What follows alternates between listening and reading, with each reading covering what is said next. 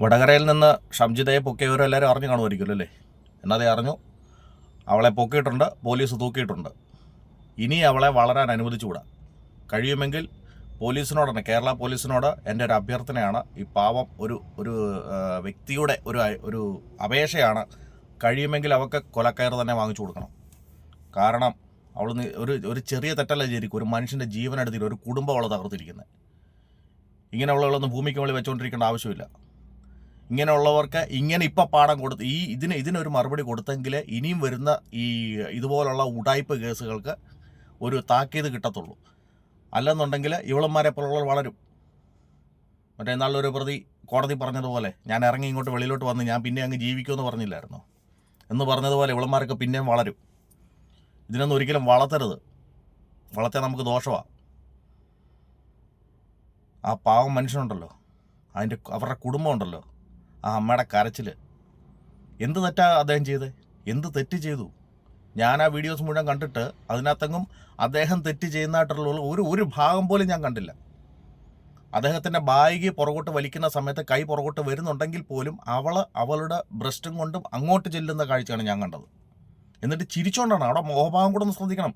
Expression നല്ല ചിരിയാണ്, നല്ല മുഖത്ത് നല്ല ഗ്ലാമറൊക്കെ പിടിച്ചങ്ങ് ചിരിച്ചങ്ങ് ആർമാടിച്ച അവൾ ആ സീൻ എടുക്കുന്നത്. അപ്പം നശിപ്പിക്കണമെന്നുള്ള ആ ഒരു ഭാവത്തോടു കൂടി തന്നെ ചെയ്ത ഒരു പ്രവൃത്തി അത്. ഒരു വ്യക്തിയെ എങ്ങനെ ഇല്ലായ്മ ചെയ്യണമെന്നുള്ളത് ഒരു പെണ്ണ് വിചാരിച്ചാൽ നടക്കുമെന്നുള്ളത് മനസ്സിലായില്ലേ? ഇനി ഇതിങ്ങനെയുള്ള പ്രവൃത്തികൾക്ക് അനുവദിച്ചുകൂടാ. ഇവർക്ക് പരമാവധി ശിക്ഷ കൊടുക്കണം. കഴിയുമെങ്കിൽ തൂക്കുകയറ് തന്നെ കൊടുക്കണം. ഒരിക്കലും വളരാൻ അനുവദിക്കരുത്. ഇങ്ങനെയുള്ള ടീമുകളെ വളരാൻ അനുവദിക്കരുത്. മെൻ കമ്മീഷൻ വന്നേ പറ്റൂ. മെൻസ് കമ്മീഷൻ വന്നേ പറ്റുള്ളൂ.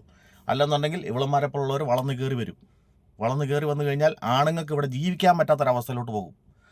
അതുകൊണ്ട് കേരള പോലീസിന് ഒരു ബിഗ് സല്യൂട്ട് തരികയാണ്. വടകരയിൽ നിന്ന് അവളെ പൊക്കിയല്ലോ. നിങ്ങൾ ഇങ്ങനെയുള്ള പ്രവർത്തികൾ ചെയ്യുമ്പോൾ ജനങ്ങൾ നിങ്ങളുടെ കൂടെ നിൽക്കും. ജനങ്ങൾക്ക് വേണ്ടി നിന്ന് കഴിഞ്ഞാൽ ജനങ്ങൾ നിങ്ങളുടെ കൂടെ നിൽക്കും, ഉറപ്പാണ്. അതിനൊരു തെളിവാണ് ഇപ്പം നിങ്ങൾ ഈ സോഷ്യൽ മീഡിയ വഴി. മറ്റുള്ള മീഡിയക്കാർക്കൊക്കെ പറയാനൊക്കെ ഇച്ചിരിയൊക്കെ ബുദ്ധിമുട്ടുകൾ കാണും. സോഷ്യൽ മീഡിയ ഫുൾ സപ്പോർട്ടാണ്. സോഷ്യൽ മീഡിയ സപ്പോർട്ട് നിൽക്കുന്ന പറഞ്ഞാൽ ജനങ്ങൾ സപ്പോർട്ട് എന്നാ. അതിന് അടിവരയിട്ടു. ഒരു മാറ്റം വരാൻ പോകുന്നില്ല. മറ്റുള്ളത് പാർട്ടിയുടെ ബേസിലും അവരുടെ ബേസിലും ഇവരുടെ ബേസിലും അങ്ങോട്ടും ഇങ്ങോട്ടും മാറ്റിയും കുറിച്ചും തേച്ചും മിനിക്കൊക്കെ ആരും പറയും. പക്ഷേ സോഷ്യൽ മീഡിയയ്ക്ക് അങ്ങനെ ഒരു സാധനമില്ല. അവർ പച്ചയ്ക്ക് ഉള്ളതുപോലെ പറയും. അതുകൊണ്ട് സാറേ, ബിഗ് സല്യൂട്ട്. അവളെ ആകത്തിട്ട് പൂട്ടിയേരെ, ഇനിയും വിടരുത്. നിങ്ങളെ ഞാൻ ബഹുമാനിക്കുന്നു. ഇപ്പോൾ ചെയ്ത ഈ പ്രവൃത്തി ഞാൻ ബഹുമാനിക്കുന്നു.